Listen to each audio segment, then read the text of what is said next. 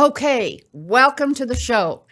Get your coffee or whatever is in yours because we are going to rock and roll literally with the guest I'm so excited to have on, Brandon Heath from Nashville, Tennessee. Oh my gosh, wait till I tell you about him. But just a minute, I have to thank Betty Ryder for this cool jacket. I get to wear her clothes. It's just awesome. Otherwise, I would run out of buying different outfits, wouldn't I? Okay, let's get started. Brandon Heath is here from Nashville. Yes, he is remotely, but you know what? People know Nashville for its reputation, right? For famous and the best of the best country music artists. And Brandon is one. He's no exception. He's a star musician, songwriter, singer.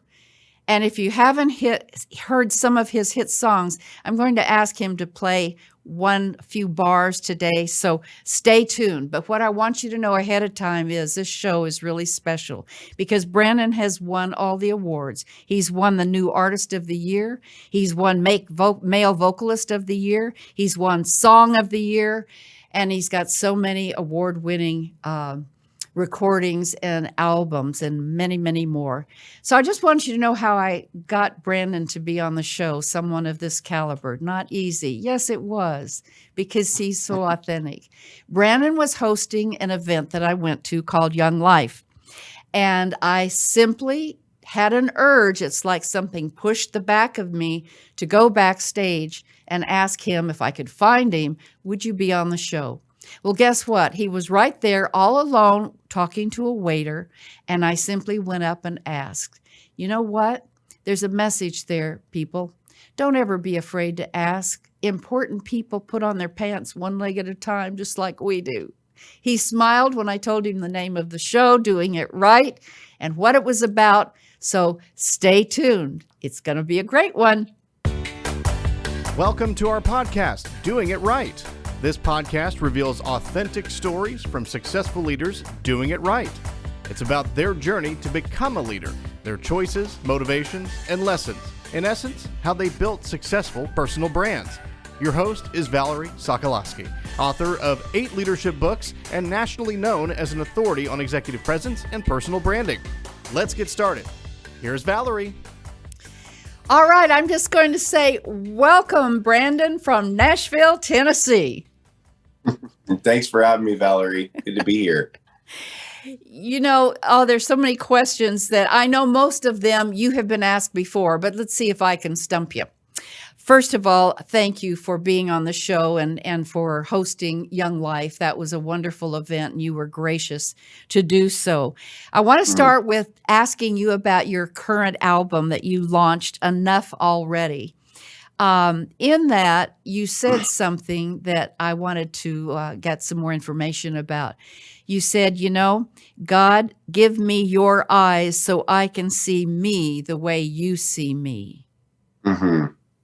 Tell us about that. Yeah, so Give Me Your Eyes is arguably a career song for me. It came out back in 2008, was a big number one for me. And so a lot of people would know me for that song in Christian music. But it kind of took on new meaning. So originally that song was, God, give me your eyes for people. Give me your perspective and your love for human beings. And because often I find myself busy and caught up in life and I don't see people. And so it was a prayer. I was asking him for his perspective, but in this season of my life, it was really more about, God, give me your eyes for me. How do you see me? What is my identity in you? And so, you know, my old hit had a new meaning for me, and I'm really thankful for that.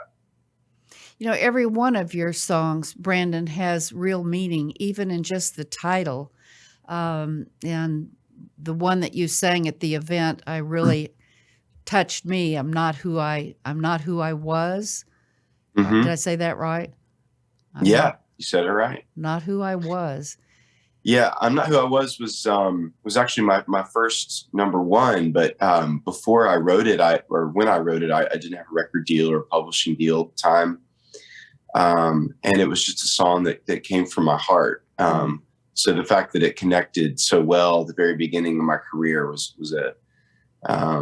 it was permission for me to be vulnerable and honest. And I'm so glad that you connected with that song, Valerie. I really did. And many people did. I looked at all your chats, and people are just touched by your music.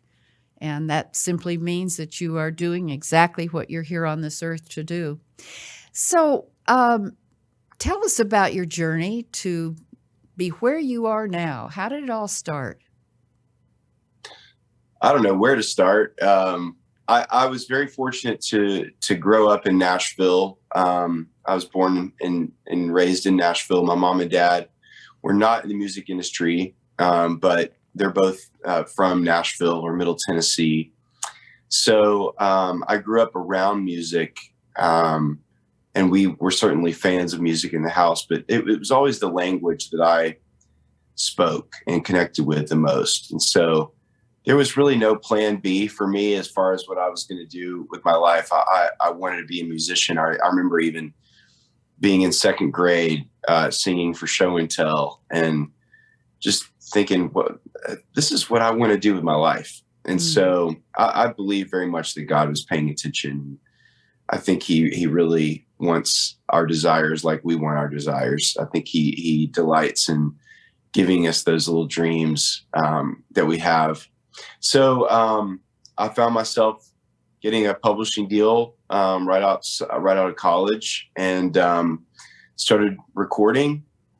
I didn't know for sure if I wanted to be a Christian artist, because I grew up on country and pop music, and I still love, like, if I sit down to write a song with my guitar, like by default I write a country song. But my faith means a lot to me, and so that's what I write into my music. I've had a lot of success, thankfully, over the years. And then I got married in 2014. So I've been married for 8 years to a beautiful bride. Her name is CB, and we've got 2 little girls, Palmer and Elliston. And so it seems like now in my career, even though I'm able to still make music, there's different priorities for me now. So I'm loving being a dad, and I often now, still writing music. It shows up in my music. So one of your top takeaways that I always ask my guests to send is that kids are the best teachers. What have you learned from your 2 little ones, Palmer and Elliston? Well, I'm certainly learning about patience and humility. And that's just, in being around them, because, kids they're both, well, one's a toddler and one is 4. So not quite adolescent yet, but certainly learning about who they are and the boundaries that they want to push. And so, it's kind of like holding a mirror up to yourself when you're around your kids. But they're also really great teachers. They're both in a little school not far from where we live, called St. Bartholomew's. And they come home often with scripture or little lessons that they've learned. And I really try to pay attention. Sometimes I get good song ideas from them because I think there's something about innocence and just being wide-eyed with the world and being open to learning that I think we as adults, we forget how to do. So I'm finding myself paying a lot of attention to them these days.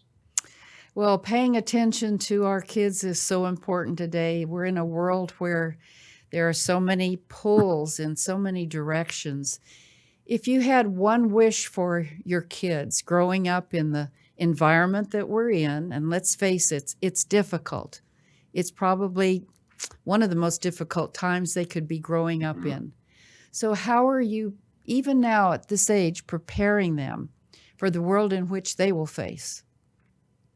Yeah, one of the things that I think my wife and I agree on wholeheartedly is that we want them to learn things from us before they learn them from other people. And so we talk about harder topics in our house, and I mean, we're already talking about the birds and the bees, which it seems kind of early, you know, when they're 3 and 4, but it seems early and earlier these days that they get exposed to things like that. Yeah. Also, when it comes to that topic, not treating it with shame, but treating it with openness, you know, and not being shocked by the questions that little girls and boys ask their parents about their bodies. And so we think that we're created beautifully by God. And so those are the things that we're teaching them. And then we're teaching them how to love our neighbors, you know. I think God really kind of gives us a great commandment when it says to love him and to love others. So we're just kind of following that lead with faith, hope, and love of how to love our neighbors and how to love God. So I think if we do that well, then we've got a good leg up on the rest of their life. Pretty foundational, isn't it, Brandon? Mm-hmm. Yeah. I think so. Let's get back to your music. You talked about writing it. So I'm curious if you come up with the music first or the lyric, you know, what kind of a mindset is going on in that brilliant mind of yours when you come up with a new song? Well, thanks for calling it brilliant. I could probably demonstrate for you. You mentioned earlier, I'm not who I was. I just had that phrase in my mind, you know. I'd come from home from work, and so I think I probably had a melody going in the car, but then I just started playing the guitar, just playing a series of chords, and then I just often will tell a story, and I usually love to start from the beginning of a song. I wish you could see me now. I wish I could show you how I'm not who I was. Used to be mad at you, little on the hurt side too, but I'm not who I was. So I'm kind of telling a story, you know. I usually try to just keep it very free flowing and not edit until later, because I think editing can sometimes make us, it can kind of block the creativity. So I just kind of like free thought what I want to say. And that's often how it will happen. You know, I will edit once I've got the song written. But I like to keep the creative doors open and see how God wants to lead in the song. Well, that song just, I don't know. For me, when you sang that one, it just went all over me because we're always growing. Hopefully we're growing in the right ways, doing it right. And so if we are, then we leave the old you behind and we're always evolving into a better you. And that's what I got out of the song. Thank you for that. Love it. Oh, I could ask you to sing a lot more, but I want to ask you a lot more questions. I have to ask you, what do you like to do in cooking? We talked about cooking. Yes. Well, this time of year, when it gets chilly outside, I love to get my smoker going. I have a Big Green Egg, so there's a little plug for Big Green Egg. My wife actually got it for me when we were engaged, our first Christmas together. And so I have learned how to do a good brisket, how to do ribs, and probably my favorite thing to smoke is a turkey, which we do every year, this year included.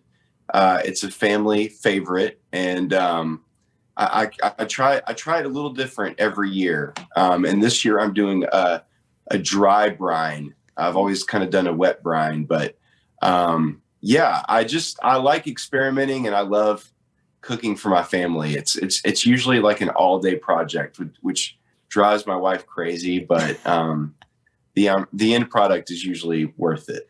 How fun. And I bet it's kind of for me, cooking is kind of a release. It's kind of like just get in the kitchen or get on your egg and let your mind go away for a while. Yeah. Right. Yeah. It's another form of creativity, I think. You know, it's a process. I'm not really where I can improvise much in cooking. I definitely follow instructions or, forums that you find online of people that other people that like to cook on the Big Green Egg or on smokers. So I'm experimenting with different hardwoods and just different smoke profiles, and we could talk for like an hour about this. I won't bore you with it, but it's a lot of fun. I enjoy it. Fun. That's what life's about. That's super good. Well, that reminds me of another thing that you shared about your top lessons learned, and one of them is that creativity. That's what you're talking about in cooking, but certainly in your work, that it takes discipline. Mm-hmm. So discipline for me may look different than discipline for you. What does it look like for you, Brandon? Yeah, a lot of times creativity, it doesn't get a lot of credit as far as being creativity and productivity, I guess, are sometimes in different categories. People kind of see creativity as a pastime. But it is, for me, it is the thing that fuels my enjoyment of life. I just love being creative in what I'm doing, but you have to be disciplined, I think, in it. And I think creativity is really for everybody. I don't think it's just for the creative mind, I think everybody needs a little time for creativity, but it takes some discipline. It takes just time to set aside to enrich yourself with a little creative exercise, whether it's songwriting or painting or cooking, as we were talking about. I believe that God is the ultimate creator. And for me, it's a way to connect with God, to be creative like he is. And so I think it's one of those disciplines that we have to make time for. And even for me, when it's, time to write a song, I have to make sure that I sit down long enough to really get out the thought that I want to portray or convey. So in that way, it takes some discipline too, just to see it to the end. So, it's not just a pastime. I think for some people, it should be a priority to be creative. At least it is for me. Yeah, and just to add to that, Brandon, so what is creativity maybe to other people? It's this is my thought, it's what feeds your soul. What really brings you joy, because that's probably what you have some creativity around. So I encourage my audience to think about that. What is it that feeds your soul? Totally agree with that. I think one thing that we these days have a hard time doing is we kind of feel guilty if we're creative, or like it's a waste of time or whatever. For a lot of us, we are entertained a lot. We're amused. And so amuse, that word comes from, it's actually not thinking. Oh. So to muse is to think. To amuse is to turn off your brain. And so I think musing is one of those things that is a lost art. And I think God really wants us to have space to think and to meditate and to think about, all the things that he has created. I think it's an important exercise. Good advice. Garth Brooks, when he did his video on his kind of biography, he had a visual I will never forget. He said, things can be a blessing or a curse. Did you see that? A blessing and a curse. Mm-hmm. So in show business, is it what you thought it would be like? The blessings and the curse? Yeah. Well, first of all, I'm a huge Garth fan, so I love that you're bringing up Garth, and I've seen that biography. It's really cool. Mm-hmm. I might see it a little different. I don't know that things are always a curse. It doesn't seem as black and white as a blessing or a curse. Not to say that Garth is wrong about that. I think I just see it differently. I think it's a little more gray. And to answer your question, is it what I thought it would be? It kind of is, honestly. Maybe I had the luxury of growing up in Nashville, and just being around people who do it for a living, seeing that they're real people. But incidentally, I used to see Garth when I was a kid. My friend Troy, his dad, recorded Garth, and I was a big Garth fan. But when I saw him in the studio, I realized he's just a guy, and I think that was helpful for me, not to idolize people so much. I think there's one thing about allowing people to influence you, but I definitely had old Garth on a pedestal. And I still look up to him. And, but one of the things that was so cool about Garth is that he was very down to earth, and he was always genuinely kind to people. And so that's one way that I've tried to model my life, even with fame, is to be really genuinely kind to people. And I think that's kept me grounded. And, you hear nightmare stories about the industry, and I got to be honest, I have very few nightmare stories, very few, none of which I will talk about on this interview. But for the most part, people are pretty genuine. I know in the Christian music industry, we have to pull from our human experience to write these songs. And so we're all broken people writing about our experience with God and how good and faithful he's been. So I've had an amazing experience. So I think if anything was surprising, is that it's not as awful as people make it out to be. That is so good to say. Wonderful. Yeah. That's wonderful. Well, on that note, Brandon, one of the other things you mentioned is that sometimes forgiveness takes time. I'm curious about that statement you gave me. Yeah, from the beginning of me writing songs, it's always been a burden of mine to write and to sing about forgiveness. My dad passed away 5 years ago this year, and there wasn't any unfinished business between the two of us. We had kind of talked about everything and addressed everything. But there was some forgiveness that I still needed to give my dad. My dad, unfortunately, divorced my mom when I was a kid, and it kind of left a scar on me. And I forgave him, the capital F, forgave, back when I was in college. I just released him of everything. But I think I made a mistake to think that I was just done with it, that it wasn't still going to wound me a little bit, him leaving when I was a kid. So I've realized that I need to give myself a little grace, that I'm not going to be perfect at forgiving and just letting somebody off the hook, that I need to forgive him over and over again. And so I think it's like God says, sometimes it takes 7 times, 70 times, I think God is really the only one that can be one and done with Jesus, or through Jesus.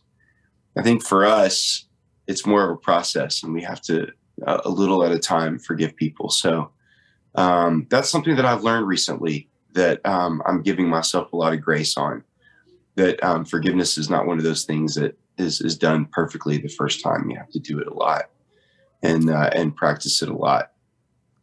I really appreciate that. I don't think there's anyone watching or listening that doesn't really appreciate that. So thank you. That's a different perspective of forgiveness, and a right one, And the other thing I'm curious about, and maybe it has something to do with this conversation too, but you talked about it's okay. In fact, it's good to have counseling or therapy, that it's worth every penny. Is that something you've experienced? Tell us about that. Oh, yeah. Yeah. I started to go see a therapist about 5 years ago. Well, maybe longer than that. It's been a while.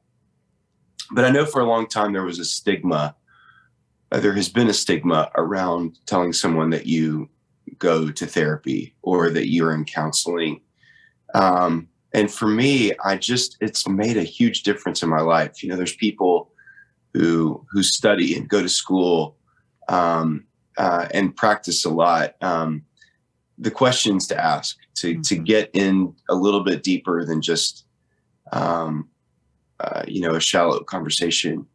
And they understand trauma. They understand things that we have experienced as children that have made an impact on us as adults, that maybe we have not really learned how to process or to understand. And so we've just done the best we can with coping with it. And coping is one of those things that all of us do, but I think I've not done a very good job of coping with pain from my past. So thankfully, I've had great therapists, multiple therapists over the years that I've really been able to sit down with and trust. That's one thing about therapists that a lot of people don't know, is that they are, they're confidential. So you can literally tell them anything. And how many people do we know outside of our spouses or our best friends that we can talk to and just say anything? There's very few people that we feel the freedom to do that. And I just think it's really important to have somebody like that you can, who's either a licensed therapist or someone that you trust. So it's been a big game changer for me. And I've learned that I'm not nearly as alone as I thought that I was. And it's also helped me communicate with other people with compassion, even in my songwriting, to write about my own healing process. And that ultimately is what has helped me to connect with other people. So I'm really grateful for my therapists and the things that they've helped me uncover and the way that it's helped me in my songwriting. We're always evolving, aren't we, Brandon? Oh, yeah. Yes, I'm not evolved. I am evolving. Yes. So of all the songs you've written, do you have a favorite? Yeah. I mean, it depends on what day you ask me. That song that I played for you earlier, I'm Not Who I Was, is still probably my favorite because it's still very true for me. I have a new favorite that I haven't recorded. I could sing a little bit of it for you if you want to hear it. I haven't recorded this one yet. It's called Gospel Truth.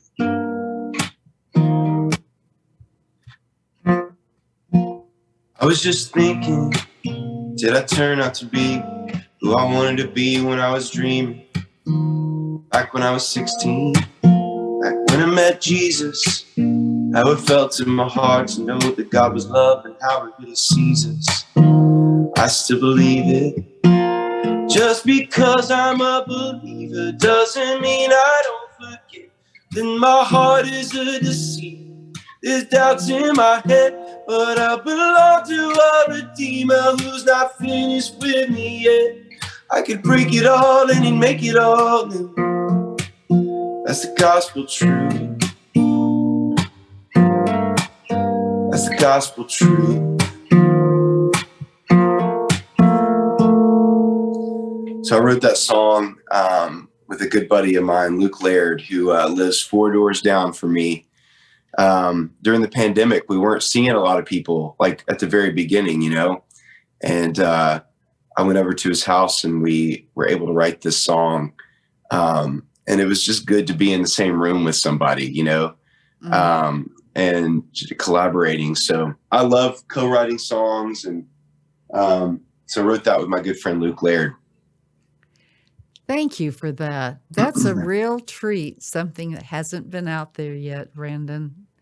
You're welcome. That's awesome. speaking of friends, how many do you have, really? Well, how many do I have really? I'm scared to say that. So I have a group of guys that I meet with. We meet on Monday nights, and there are 6 of us. And we've been meeting since 2005. I don't even know the math on that. I guess 11 or 12 years. Uh-huh. And, coming into my 40s, we're all in our mid 40s. So we're starting our midlife, and along with midlife comes crisis. Right. And, it's been a pleasure to walk through life with guys in that phase of life where we're starting to experience death and loss and things that we in our younger days were enough. And now that we've got children and spouses, they're just not quite enough, those old coping mechanisms are not quite working for us anymore. And so it's really about getting real with each other and not having any secrets. And, I don't think you can have a lot of people like that. I don't think everybody needs to know all the stuff, but I think having a few, even the way that Jesus chose the 12 disciples, and even within the 12 disciples, they were the few that he was really close with. I think that's great, and a great example for all of us on how to live. And I've certainly found those people in my life, and I'm really grateful. That's probably one of the most important things that any of us can have, which is just that, our friends that we know authentically, there's that word again, authenticity, that we know to their core that they are real, and they know to our core that we're real. And that's the only way we can get real with each other.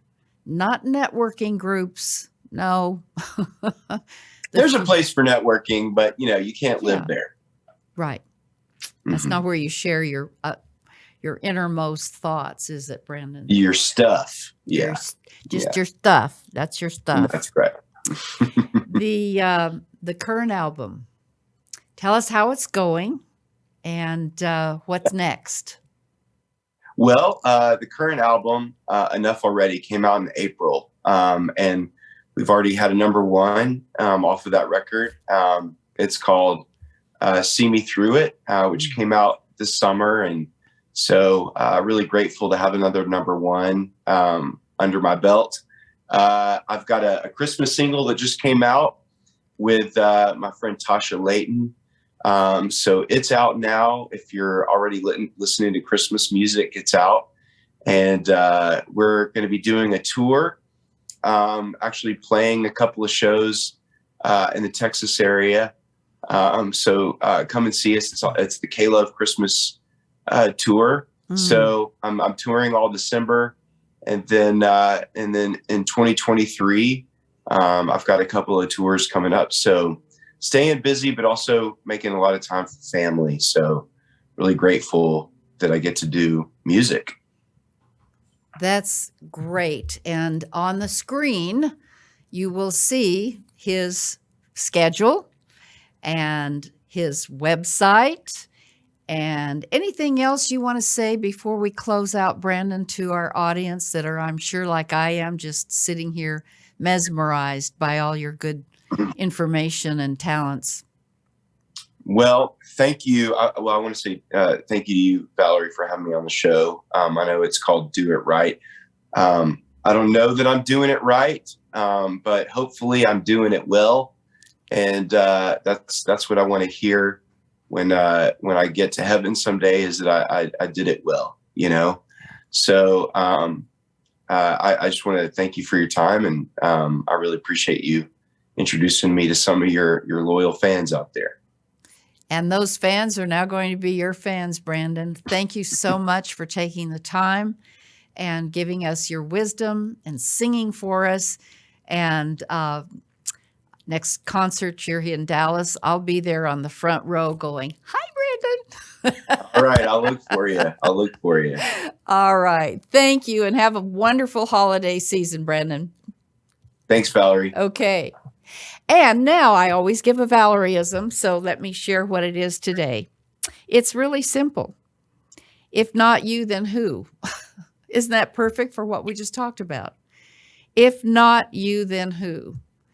Too many times I find that when I'm talking with people at workshops, leadership workshops, or in executive coaching, they discount themselves. Well, I'm not good enough. Well, I can't go after that promotion. Well, I. Well, you know what? Look instead inside and say, I got more going on than just me. And what I've got going on is who made me.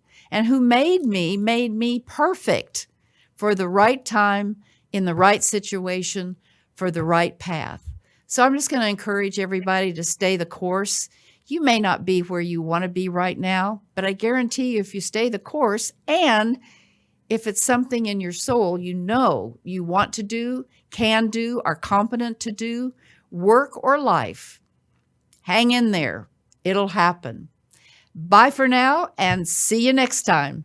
Thanks for listening. To receive Valerie's voice, free monthly leadership tips, and to learn more about her leadership programs and coaching, visit her website, valerieandcompany.com. Next week, we'll be here again to inspire, engage, and equip you with teachable points of view from successful leaders who have been doing it right. Until then, lead authentically.